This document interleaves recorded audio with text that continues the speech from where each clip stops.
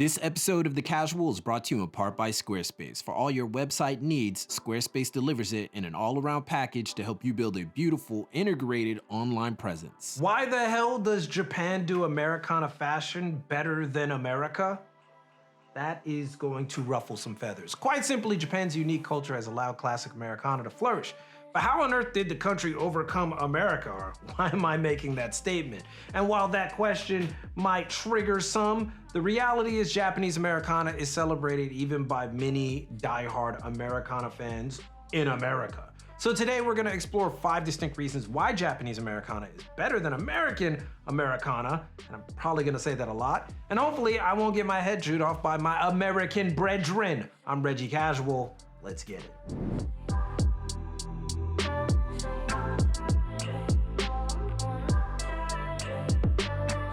So let's go ahead and preface with this. We know the game, we know the argument. You can never be better than the originator, baby, right? All right, let's get serious. Especially when it comes to culture. And fashion is so entrenched in culture that it might as well be a tradition for some. So I give you these 5 reasons, knowing damn well I will probably take some heat. But just remember, we're talking classic Americana here, not streetwear. So that should alleviate some issues and some just diehard people going crazy. Maybe just a few, but I expect some debate to happen. Just keep it casual. All right, so let's get into the first one.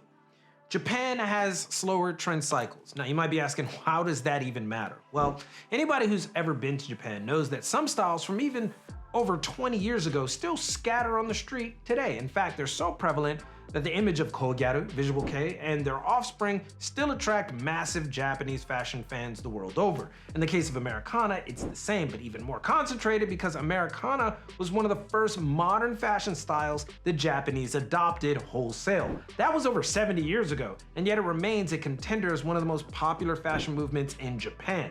These slower trend cycles therefore shouldn't even be called trends, but staple movements. And because of Japanese fashion philosophy, these movements take deep evolutions, leading to some surprising and amazing results. Which brings us to the next one on the list: consistency. Shinsuke Takezawa of Neighborhood Japan once stated that the most important element of Japanese fashion was consistency. This is in contrast to the West, where evolution and pushing the envelope is important. What's next? Japan is far more comfortable reworking the same looks for years, as the evolution doesn't come with just changing trends, but more so technical prowess. For instance, Capital is expected to get better every year as far as technicality is concerned, and also exploring the variations of what they can do. Denim brands like Japan Blue are expected to explore deeper the denim fabric of different countries and how they can be worked within Japanese construction techniques. Therefore, using this small sample size, we can determine that Americana, because of its long tenure in Japan, has had one of the longest periods of consistency. And as a result, the Japanese have a high knowledge of that genre. And along with their own culture and tradition, it makes for amazing perspectives, which gets us into the next one: the Japanese perspective. One thing that many forget, or maybe they just don't even consider, or maybe they don't know, is that Japanese designer fashion, outside of being entrenched in its own traditional nature, takes heavily from the Belgian school of thought. Reworking, reimagining, deconstructing, combining, integrating lifestyle, and making this process appear effortless, yet thoughtful. This little nugget, along with Japanese traditional fashion, has made its way wholeheartedly into Japanese Americana. Capital is a great example here. But beams, United Arrows, and engineered garments are phenomenal showcases in their own way, and you should definitely check them out. By adding these cultural and design flourishes along with their near insane quality control, the expansion of the image of Americana saw its home in Japan, to the point where many Americans who are, again, die-hard Americana followers look to Japan for some of their best and more interesting finds, their grails, if you will. This should tell us all something. If Americans are looking to Japan for some of the better wares, then it stands to reason that Japan has that extra something that many people are looking for that they simply can't find in America. Now, the last 2 on this list are among the most important and really put this all together, but before we get into that, let's get into a word from our sponsor, Squarespace. A big part of fashion is community, and building a fashion brand or any business requires a strong one. That's why using Squarespace for your new website might be the way to go. Besides being packed with great website templates, built-in SEO and analytics, Squarespace's new members areas make it easy to create, foster, and grow a community of true fans. Give back by giving members exclusive content, discounts, and much more, all while monetizing your business. So use our code squarespace.com/thecasual to save 10% off of your first website and let Squarespace help you build your brand, business, and community. All right, so the second to last, a dedication to craft. This, of course, is not limited to Japan, but for many who have studied the nuance of Japanese culture in general, this becomes one of the most distinct things that you'll notice. The small details, the time spent on process, the study involved, etc., etc. The best Americana brands in Japan, of which there are a lot, so many that you probably shouldn't even say that, they've been at it for decades. And when brands like the Flat Edge tell you that a garment is only half finished when you buy it because the next stage is you wearing it and breaking it in to the contours of your body, you know there's a thoughtfulness that exceeds simply trying to make profits. But it goes further. Native American jewelry outside of just goros has a home in Japan, both from domestic and imported jewelers. In fact, it could be said that a Japanese person who is a true fan of Americana would be far more impressed with a Native American piece made in America rather than simply goros, despite its popularity. And as a result, many Native Americans find success exporting their wares to Japan because of that diehard interest. Whereas in America, you're more likely to get told to stop wearing fake goros than someone appreciating Native American jewelry that they have massive access to, but they don't support.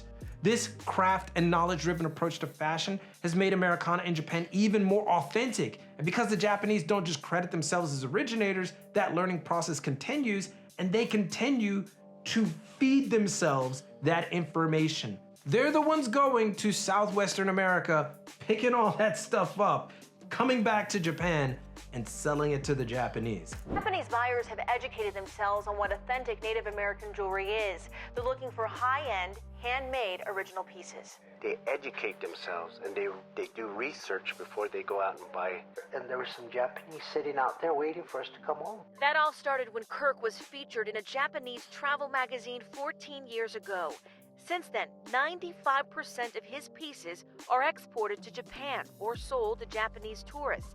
And finally, the last reason, which is really a continuation of this dedication to craft, and that is the Japanese have a deep, distinct admiration for the past. It isn't just glorifying it, it's more so just using it as the basis of almost everything, not just fashion. We could take a look at labels like Evisu, started by Yamane Hidehiko, whose desire to make the perfect remake of vintage Levi's jeans led to a label that is synonymous with the Y2K era of fashion despite being a Japanese brand. Even labels like Visum and Capital showcase a level of dedication that have pushed classic Americana to its limits in make and design methodology, respectively. Or Human Made by Nigo, that took street and melded it with classic Americana to create something truly special, even though it was initially hated by Westerners who claimed it was a downgrade from Bape. This admiration for the past goes to great lengths in Japan because they are surrounded by it. Their own ancient past is on display nearly everywhere you go in some way. Just go up the street, you're bound to see a temple, shrine, in the middle of a city. It's just how it is here. But in Americana fashion in particular, Japan was simply uplifting the work done and inspired by Americans and instituted methodologies within their own design to keep those things from the past alive. From Levi's to Champion, leather jackets to New Balance, American made in Japan still holds tremendous value due to the history shared between the countries. But if it's not the same quality as it was back then they'll make it themselves and try to do it exactly like how it was done. I spoke about this a bit in the Understanding Japanese Fashion episode, so if you haven't checked that out, please do. But the desire to dress like James Dean and Marlon Brando in the 1950s and 60s Japan wasn't just because they looked cool, that was part of it, but it was also because they were such an anathema to Japanese traditional culture. These kids that grew up in the 50s, 60s, and 70s, the kids that would eventually become Fujiwara, Takizawa, Nigo, Nakamura, and Yamane, grew up on recreating their heroes from a faraway country. And by their own admission, were upset when that image that was portrayed to them was watered down by a corporate machine that mass-produced the styles that they loved at a worsening quality. The only way they could honor the past was by recreating it themselves, something the Japanese were aptly suited to do. Dedication to craft, respect for the past. Left with practically no intrusive barriers, these forerunners of Japanese Americana reinvented the genre. And the crazy thing is, despite their massive success, they still pay homage to that inspiration.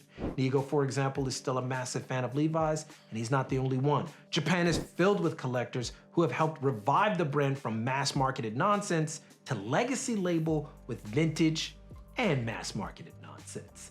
So succinctly, why the hell does Japan do Americana better than America? Well, I'll give you this. We call Americana in Japan Japanese Americana, which is a testament in and of itself. It goes to everything that they have added to the genre and how far they've taken it. No other country has that. And that is something that we probably should commend them on.